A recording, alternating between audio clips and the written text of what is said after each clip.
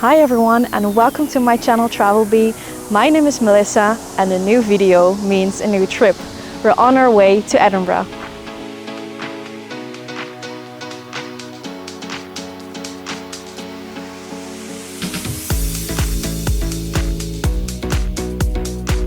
I always get very excited when it's time to fly to Edinburgh again, because I studied there for a couple of months and I really fell in love with the city. Luckily, it only takes you 1 hour and 15 minutes when you fly from Düsseldorf, so it's a perfect connection where you want to go there, even if it's just for the weekend. Welcome to Edinburgh. Once you've landed at Edinburgh Airport, there are several ways to transport yourself into the city. You can make use of the trams, which I personally never used before. You can get a taxi, which might get very expensive. You can rent a car, which I simply don't recommend if you want to visit Edinburgh. Or you can make use of the Airlink 100 buses, which I think is great. It's the best and probably cheapest way to travel to the city centre. An open return ticket is only £7.50 for adults and £3 for children. As you can see on the map, there are several stops on this bus. We didn't have to leave the bus until the final stop since our apartment was near St Andrew's Square. The apartment is a dream. I used to stay in one of these apartments during my time studying in Edinburgh and I would always come back here. They are so pretty and the location is just perfect. You get a very comfortable couch and for an apartment in the city centre, I must say that it's also a quite spacious apartment. The bathroom has such a relaxing rain shower, which I love, and you don't have to bring your own shampoo or shower gel. The kitchen might look a bit small at first sight, but it has everything you need. And let's be honest, you're in Edinburgh, so you're probably not going to make use of it quite often. The bed is not too big, especially for people who like to sleep as a starfish, but it's super comfy. The location of the apartment is perfect. It takes you less than a minute to be on Princess Street, and since it was our first night in Edinburgh, we decided to explore the Festival Village. Here you can see one of the entrances with the beautiful Balmoral Hotel on the background. Festival Village is so much more than a beer garden. They collaborate with local brands and products to create a festival atmosphere on the Waverley Mall rooftop. Here you can enjoy delicious drinks and street food, and I can really recommend you to visit Festival Village when you're in Edinburgh. It's always during the spring and the summertime, so there are plenty of opportunities to visit this event. There's always a great atmosphere since there's live music every day. And what I really like about the Festival Village is the floral theme they have. It's so pretty and it gives you plenty of photo opportunities, like for example this wall covered in pink roses. Doesn't it look stunning? And of course I had to take a picture here myself. There is one more treasure to explore, namely the secret domes. Unfortunately, all domes were booked, so this is something that we'd like to do next time because it simply looks stunning.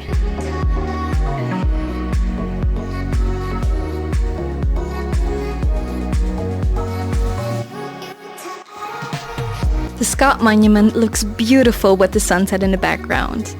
In general, I must admit that this is a truly majestic monument dedicated to Sir Walter Scott. After a while, we were getting hungry, so we decided to have dinner at the Hard Rock Cafe, which is located on George Street. Outside, you have a beautifully decorated terrace, once again in floral theme. When you enter the restaurant, you can find the bar on your left and the rock shop on your right.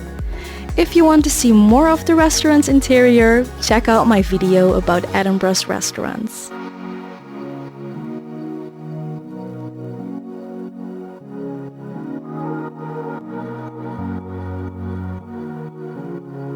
Hard Rock Cafe serves amazing cocktails. I always order the Hurricane or the Bahama Mama. And when it comes to food, they have delicious burgers and pulled pork. And I know that there are so many other amazing restaurants in Edinburgh, but if you like Hard Rock Cafe, this one is definitely worth a visit. On our way out, I noticed how beautiful the terrace looked. It was definitely too cold to dine outside today, but it still looked very stunning. I think this is a nice place to have dinner in spring or summer.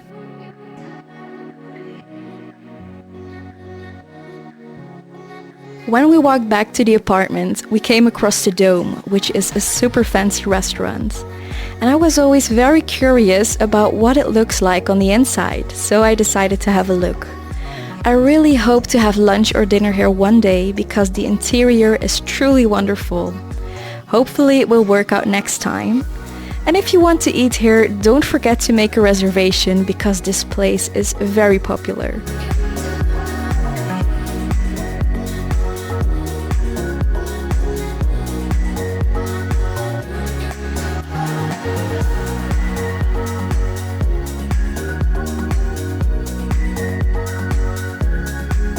For now, good night and see you tomorrow. Today is our official first day here in Edinburgh. We arrived yesterday afternoon and we already saw a little bit of the city, but today we have the entire day just to explore and have a great time. We have the typical Scottish weather here in Edinburgh, which is rain, wind, clouds, and it's also kind of cold. As you can see, it was super windy, so it was almost impossible to keep up an umbrella. Therefore, we decided to visit some galleries and museums today. The first stop is the Royal Scottish Academy. The Royal Scottish Academy is located on the Mount in the middle of East and West Princes Street Gardens. As with any other museum or gallery in the UK, you don't have to buy a ticket. However, if you want to visit the current exhibition, you do have to buy a ticket. On their website, you can look up the current and upcoming exhibitions so you can plan your visit based on your interests. After the Royal Scottish Academy, we went to the Scottish National Gallery, which is also located on the Mount, right behind the Royal Scottish Academy. The Scottish National Gallery displays some of the greatest art in the world, including masterpieces by Botticelli, Raphael, El Greco, Rembrandt, Vermeer and Van Dyck, amongst many others. Personally, I'm a big fan of this gallery. Everything looks so pretty and colorful.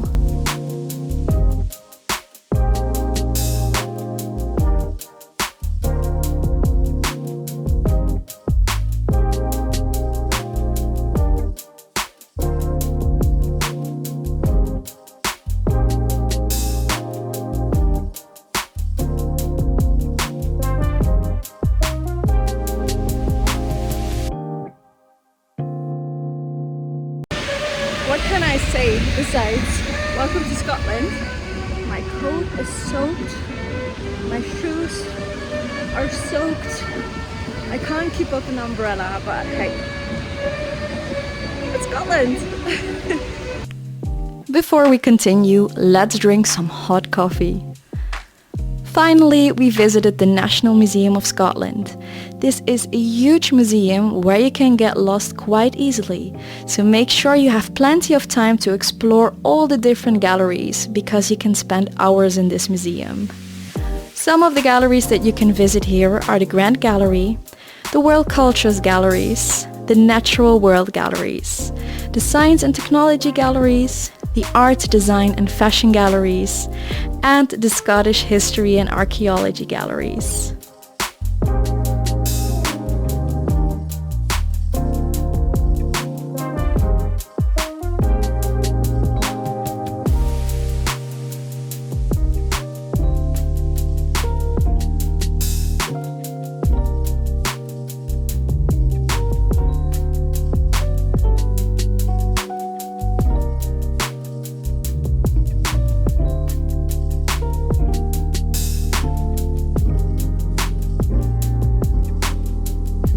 When we left the museum, it finally had stopped raining. Spending so much time in the museum made us hungry, so we decided to have dinner at the pub Greyfriars Bobby. This pub is located directly next to Greyfriars Kirkyard, which we will visit another day. The pub is dedicated to the Skye Terrier Bobby, who became known in 19th century Edinburgh for spending 14 years guarding the grave of his owner until Bobby died himself. In this pub, they serve delicious food, especially the burgers are very recommendable.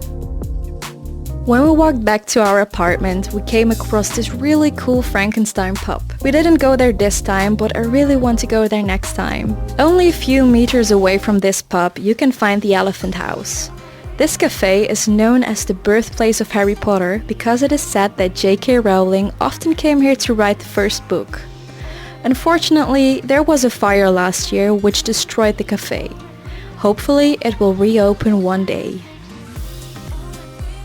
Later that night, I met with a friend at the Scotch Malt Whisky Society to enjoy a few drams of whiskey.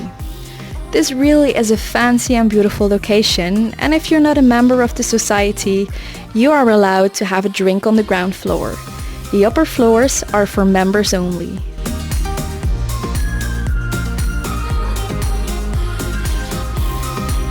Right now we are at the beautiful Cockburn Street where you can find several pubs and restaurants. And at the end of Cockburn Street, you find the world-famous Royal Mile, where I will take you next. Cockburn Street is believed to be, next to Victoria Street, another point of inspiration for Diagon Alley, the magical shopping street in the Harry Potter book series. In the Muggle world, Cockburn Street is a picturesque street with several small boutique shops, restaurants, cafes and pubs.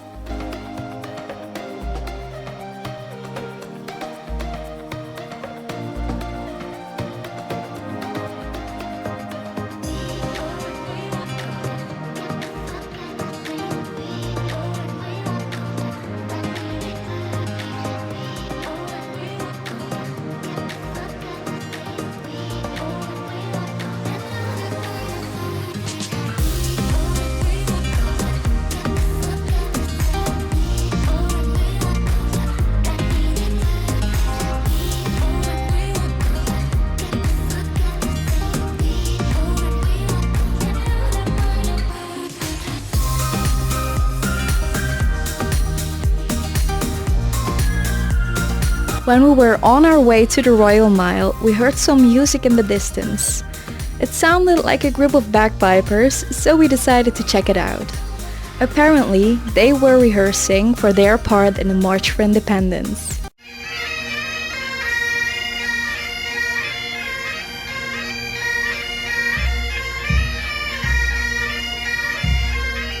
I also found this beautiful painted stone, which of course I decided to keep.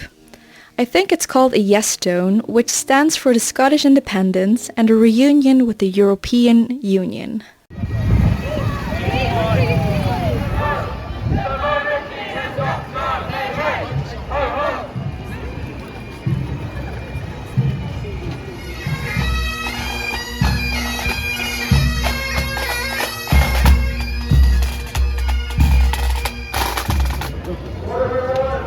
Independence! No! Independence! No! I'm on my way from misery to happiness today.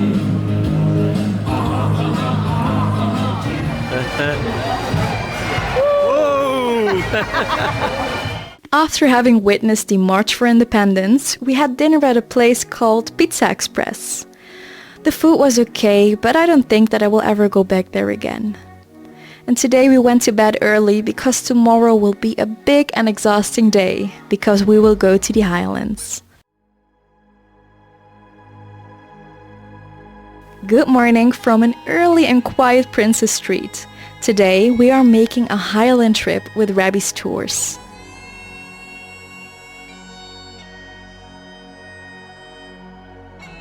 As you know, we have been staying a week in Edinburgh, but today we wanted to explore something more and different of Scotland. So we decided to take a tour with Rabbi's. And right now we are at Loch Ness, and later today we will visit Glencoe, which I'm very excited about. So stay tuned if you want to see more. When we visited Loch Ness, we stopped at Fort Augustus.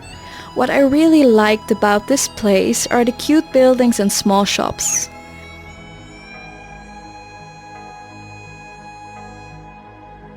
To explore Loch Ness, we could have taken a trip on the cruise, but we decided to explore Fort Augustus by foot. And when you're here, don't expect to find a fort at Fort Augustus, because there isn't one.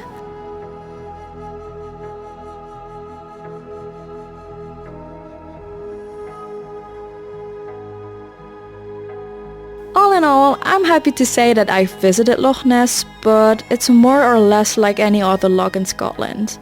And I even think that there are more beautiful ones.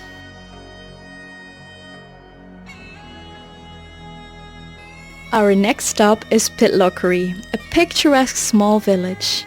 You can find several cute local shops, beautiful inns and Christmas shops in this small town, but unfortunately these were all closed on Sunday morning. So if you want to visit these shops, make sure that you don't go there on a Sunday morning.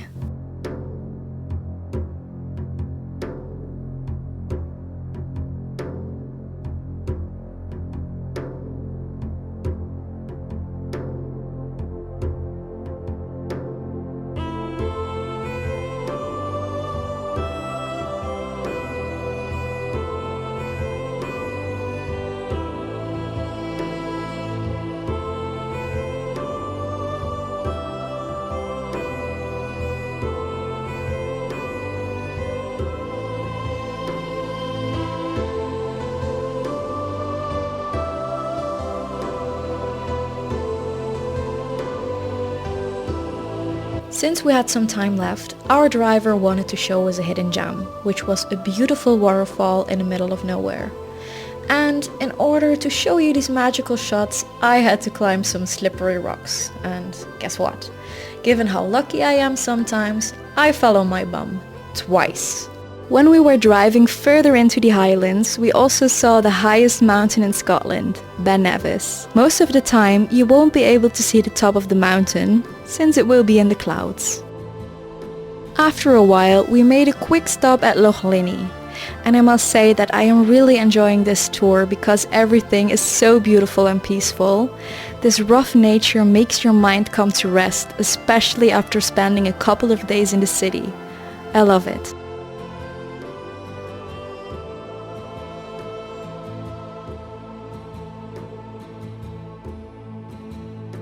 Then, my favorite part of the entire day started.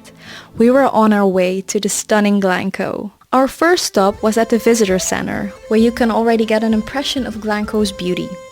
Did you know that Glencoe isn't only famous for its beautiful nature, it's also known for a terrible massacre that took place in 1692. An estimated 30 members and associates of Clan MacDonald of Glencoe were killed by Scottish government forces, allegedly for failing to pledge allegiance to the new monarchs, William III and Mary II.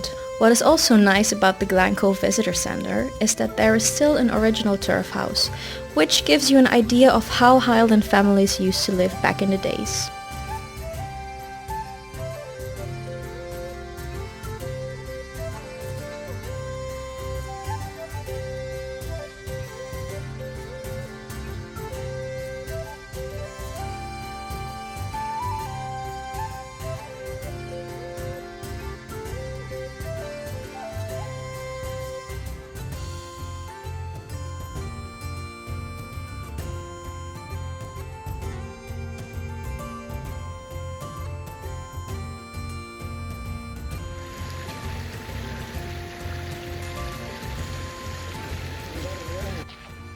Surprise, surprise, it's raining again, but at least what a beautiful view.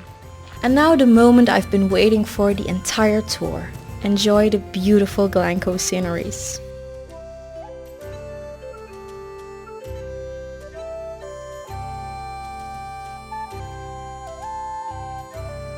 After this short stop, our bus driver took us to some breathtaking landscapes where we were able to enjoy the rough but also serene nature of Glencoe.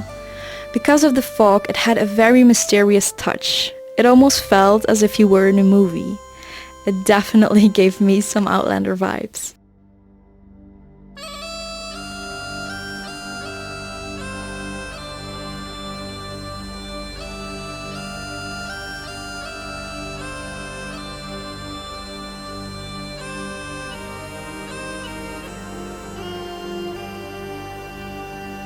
We spent a wonderful day in the Highlands and now it's time to head back to Edinburgh. But before we head back to the city, we had one last stop. Our bus driver wanted us to see some real Highland coups.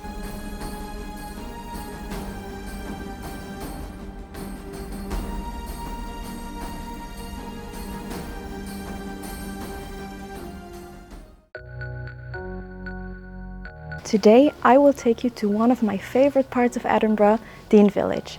And right now we are in the beautiful circus lane that will lead to Stockbridge, and later we will walk from Stockbridge past the Waterroof Lead to Dean Village. So please join me for some beautiful scenery.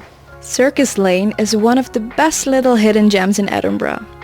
Circus Lane is nestled in Stockbridge, but only a few people know about it.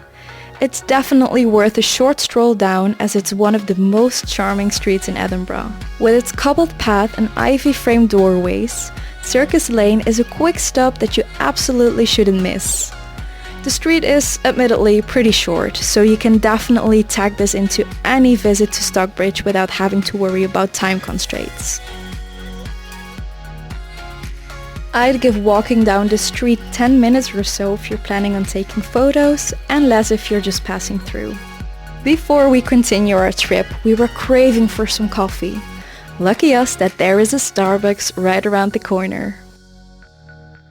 Stockbridge is known as an artists, writers, poets and musicians area. And every Sunday you can enjoy some delicious food at Stockbridge Market. I haven't been there myself yet, but I've heard so many great stories, so it must be worth a visit. You can have a quiet and beautiful stroll from Stockbridge to Dean Village.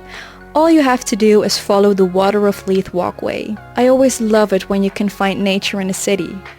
Edinburgh is a very vivid city, so it's nice to escape the crowds and enjoy the beautiful scenery that Edinburgh has to offer.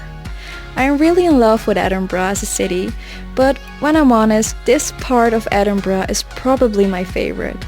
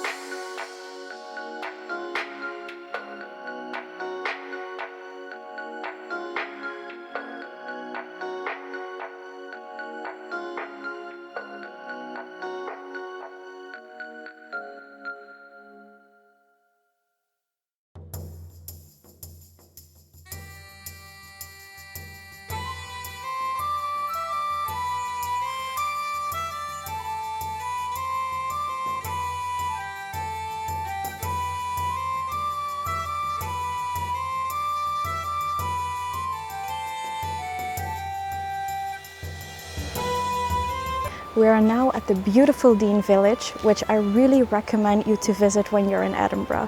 It's so peaceful, beautiful, and it doesn't make you feel like you're in the capital city of Scotland. Dean Village is less than a 5-minute walk from Edinburgh's most busiest streets.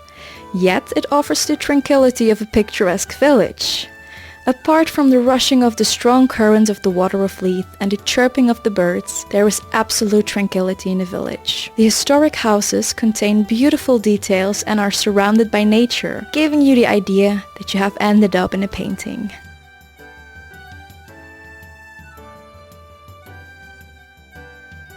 After visiting these beautiful places, we were a little thirsty, so we went to the Johnny Walker store on Princess Street.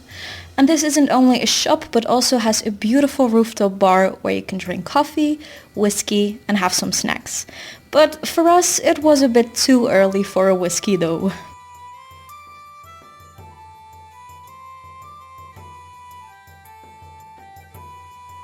We also had a snack, which was the pulled pork donut, and it was a little bit spicy but still very delicious. When you're in Edinburgh, go check out the bar yourself, because you can enjoy a beautiful view of Edinburgh Castle while having lunch or a drink.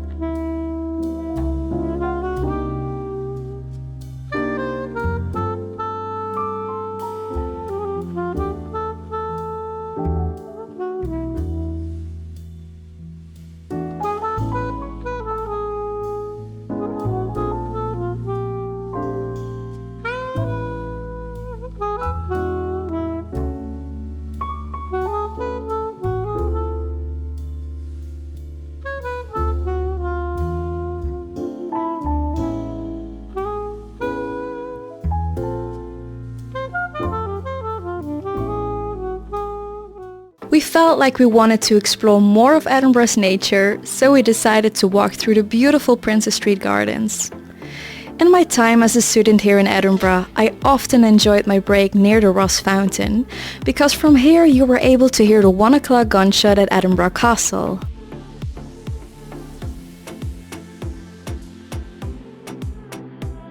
Next to this beautiful fountain, there are several monuments and statues to be found in Princess Street Gardens, such as Washtek the bear. Apparently, it brings good luck when you rub his nose, so of course I had to give it a try myself.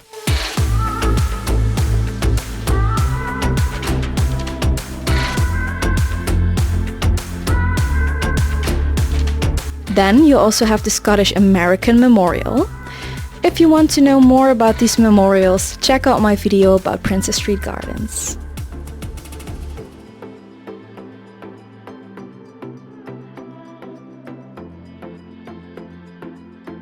Lastly, you will find Sweet Elephant as the Morton Baby Ashes Memorial.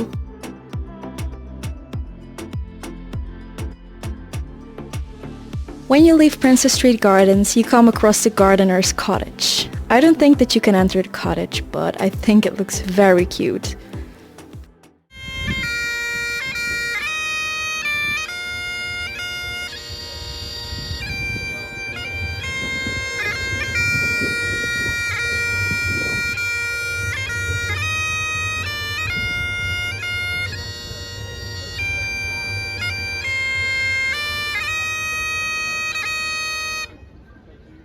When you're a Disney fan, you definitely should visit Primark at Princess Street, because they sell so many beautiful and cute Disney items.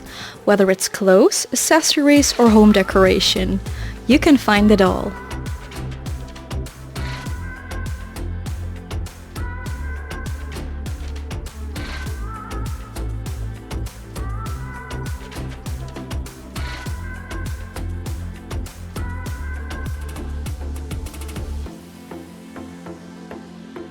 Later that day, when we were on our way to my favorite restaurant here in Edinburgh, we came across the Playhouse Theatre.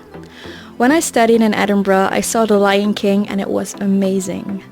It's almost directly next to the restaurant where we are going to, namely the Theatre Royal Bar. And I must say that it's a very cozy place, with in the front the bar and in the back the restaurant. On the walls, you can see all the musicals that once were played in the theatre next door.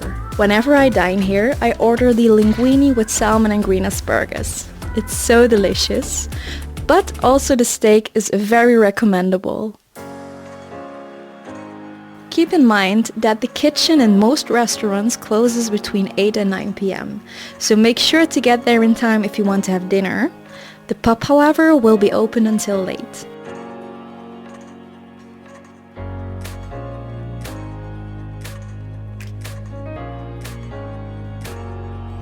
We took the shortcut to the apartment through St. James Quarter, where you can find some very expensive shops, such as Burberry, Michael Kors and Louis Vuitton.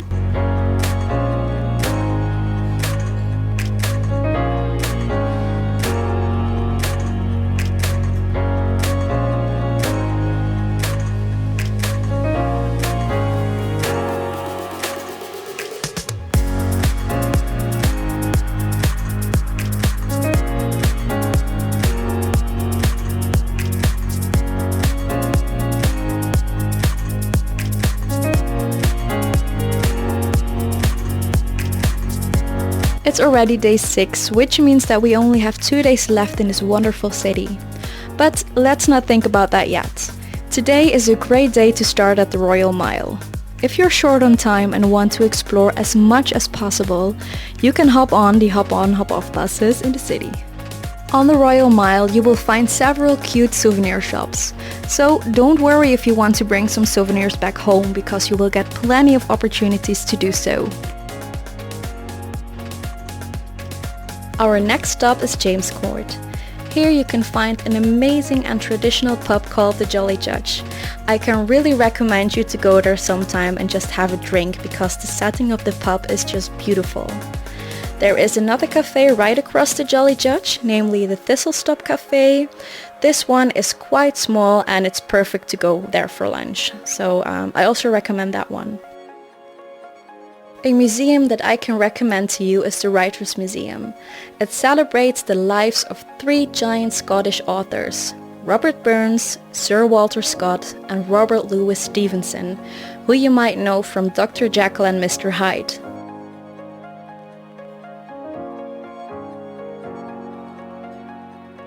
At the top of the Royal Mile near Edinburgh Castle, you can find a big souvenir shop called Tartan Weaving Mill and Experience. Here you can find typical souvenirs but also beautiful cashmere scarves.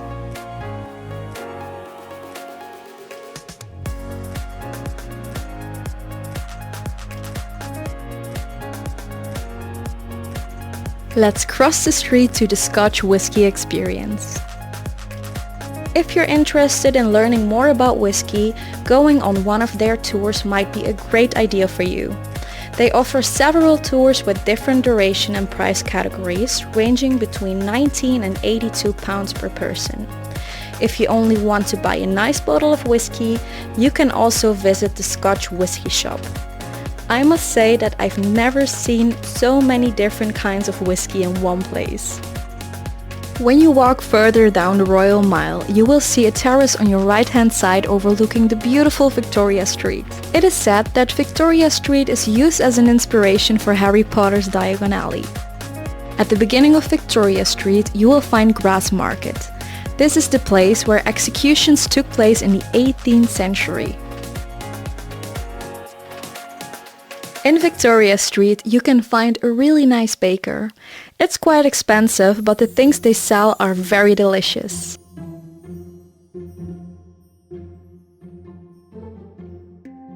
There's also a fancy ladies' wear shop. I haven't been inside yet, but from the outside it looks like they sell beautiful clothes. And finally, you can find a special Harry Potter shop, which I will show you now.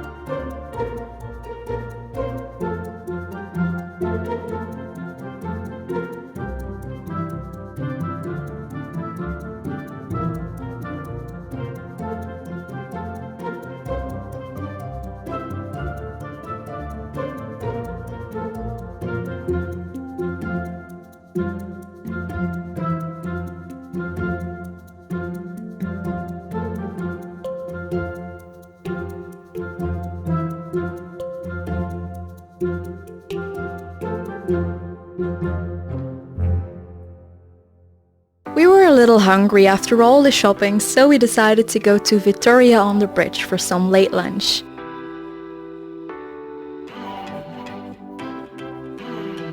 And what can I say? Personally, this is the best Italian restaurant I had dinner at so far in Edinburgh. The pastas are amazing.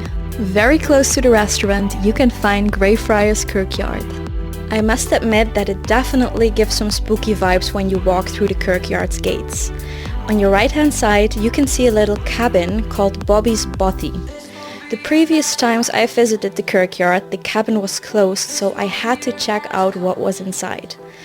And as you can see, they have many different spooky things. I can completely understand why they are located on a kirkyard. The graveyard has several famous inhabitants, such as Greyfriars Bobby, a very loyal Skye Terrier, but also Poltergeist Mackenzie.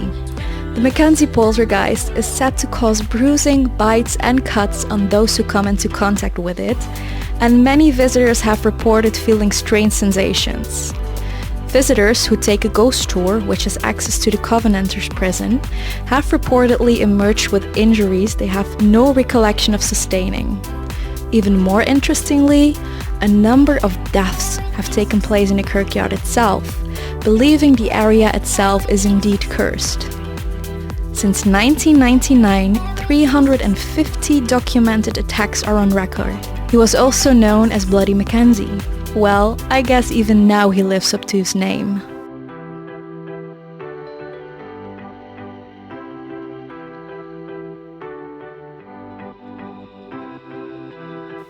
Did you know that you can also find some inspiration for the Harry Potter books at this graveyard? Well, when you get behind the Flodden Wall and you walk downhill, you will find the grave of Thomas Riddle on your right-hand side. Harry Potter fans might recognize his name, but he is not the only inspiration for J.K. Rowling. When you walk back towards the Flodden Wall, you will find William McGonagall's marker, who is used as inspiration for Professor McGonagall. Next to his marker, you will see an iron gate. Behind this gate is the George Heriot School, which apparently is used as an inspiration for Hogwarts. On your way out, you will come across the graves of Greyfriars Bobby and his owner. And as you can see, people often leave 3 branches for Bobby.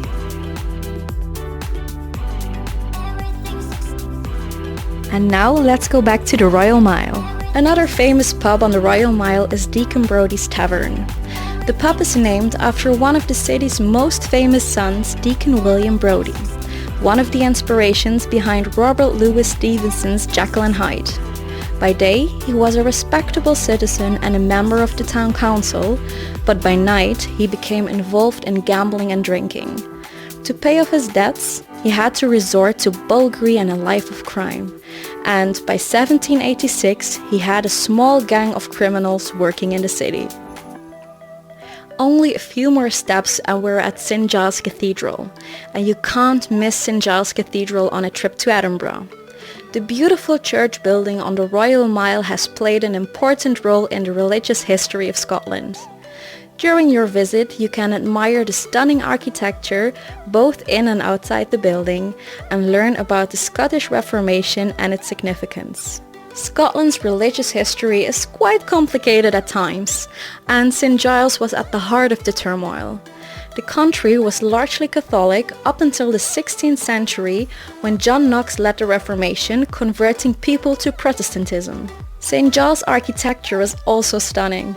Inside, you can see the 4 central pillars, which are the only features remaining from the original chapel, constructed in the 12th century. Much of it was burned down during a fire in 1385 and has been remodeled many times since. There are also many stained glass windows lining the walls inside, and from the outside you should take note of the steeple with its characteristic crown design on top, which was added in the 16th century. You definitely shouldn't miss the Thistle Chapel when visiting St. Giles Cathedral. It's the official chapel of the Knights of the Order of the Thistle, the highest order of chivalry in Scotland. The chapel has some of the most impressive details inside, but unfortunately I can't show you the chapel in detail since it was closed during our visit. You can see a statue of John Knox inside St. Giles, where he served as the minister for many years. Imagine him giving his sermons from the pulpit, which he used to promote Presbyterianism, a style of worship that was far humbler than Catholicism, without the wealth and hierarchy. If you take a look in Parliament Square behind the cathedral, you can also see his grave, simply designed in accordance with his beliefs, and the only one remaining from the cemetery that used to be there. Nowadays, you can just park your car on his grave. Right across St. Giles Cathedral is a special place for Harry Potter fans. Shortly after J.K. Rowling completed the Harry Potter series, she was awarded the Edinburgh Award. You can find her handprints along with other winners of the award just off the Royal Mile in front of the Edinburgh City Chambers.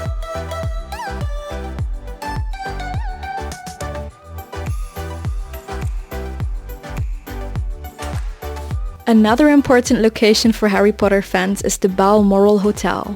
Room 552, now called the Rowling Suite on the 11th floor, is where Rowling completed Harry Potter and the Deathly Hallows. She stayed at this 5-star hotel to concentrate and finish the series with no distractions. Did you know that the Balmoral clock has always been kept 3 minutes fast? They did this to ensure that people don't miss their train. Even at night, the hotel does look stunning. To finish our day, we decided to go to Festival Village one more time to enjoy the nice atmosphere.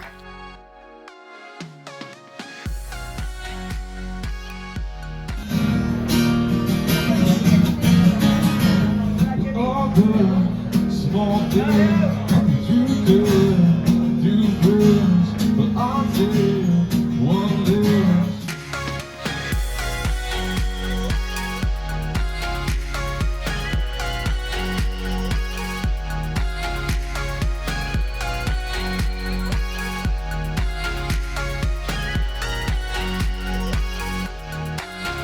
The secret domes also look stunning at night.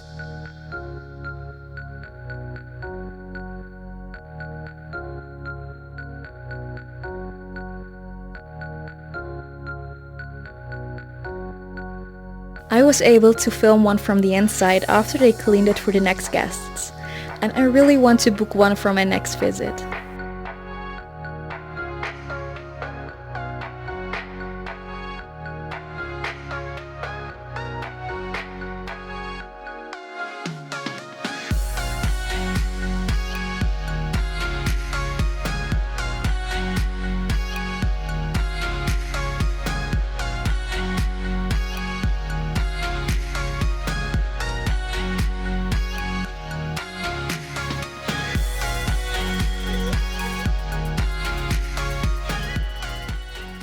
Today we are visiting Edinburgh Castle, and later today we will walk the Royal Mile down to Holyrood Palace. So if you're curious what everything looks like, please join me.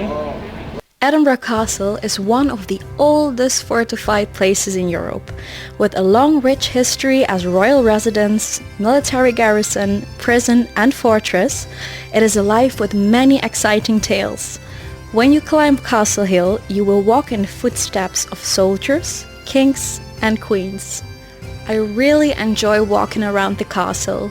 The architecture and buildings are truly beautiful, and I'm really surprised that everything is still intact, especially since this castle dates back to the 17th century.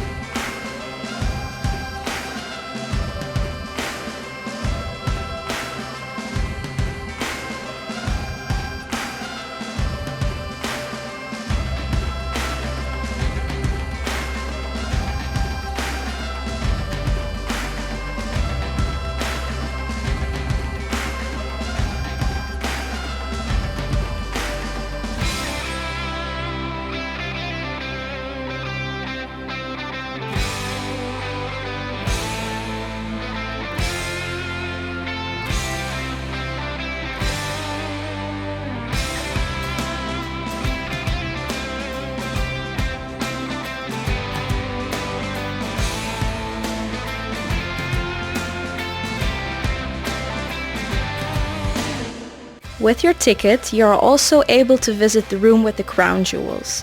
But as you can see, the queue was quite long and we still had so many plans for today, so we decided to visit them next time. So instead of visiting the crown jewels, we entered the Great Hall.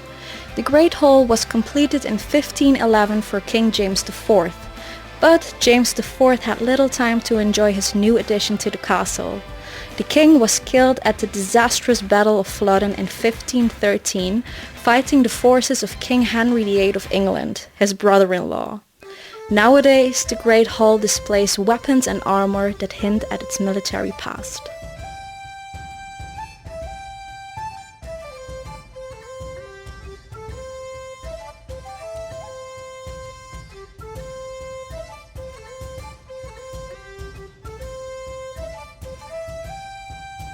There is even a small garden that is used to bury regimental mascots and officers' dogs.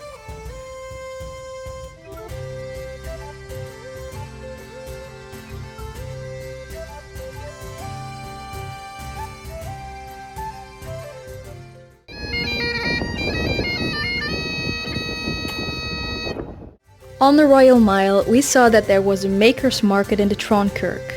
I have never been there before, so let's check it out!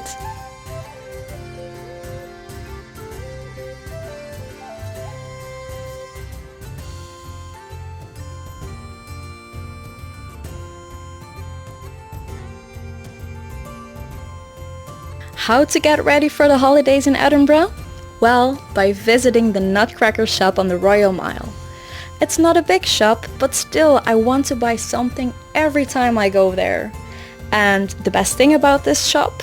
Well, you can personalize your own ornaments.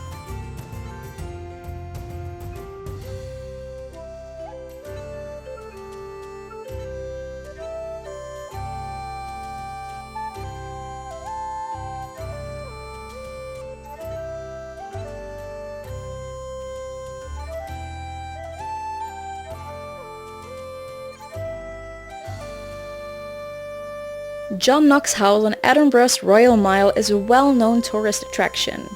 It is still open to the public, telling the story of the Reformation and showing how people lived 400 years ago. Tradition says that a small window on the first floor was once used by Knox, leaning out to preach at the people in the street.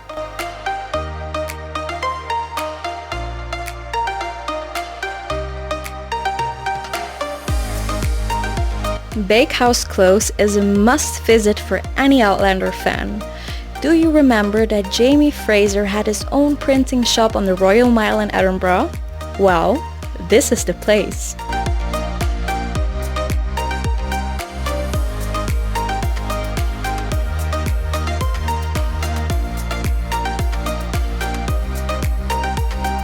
We were very excited to visit Holyrood Palace, but once we got there it was closed for the public.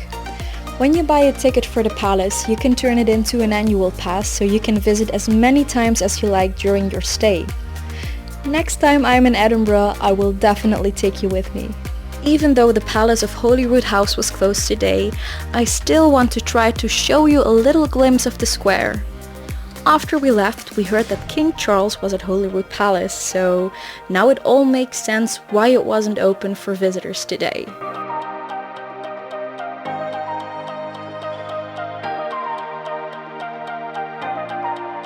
And in case you still have plenty of energy, you can climb Arthur's Seat. But since we had a long and quite exhausting day and the climb seems heavy, we decided to go there next time. The final thing that we wanted to visit during this beautiful trip was Calton Hill. You have to climb a little hill to get up there, but it's really doable. You really don't need your hiking shoes to get there. Once you made it to the top, you will get rewarded with a stunning view over Edinburgh.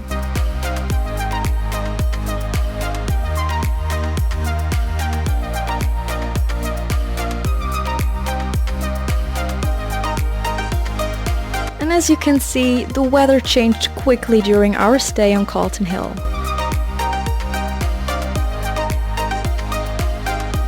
For our last dinner here in Edinburgh, we decided to go back to my favorite restaurant one more time.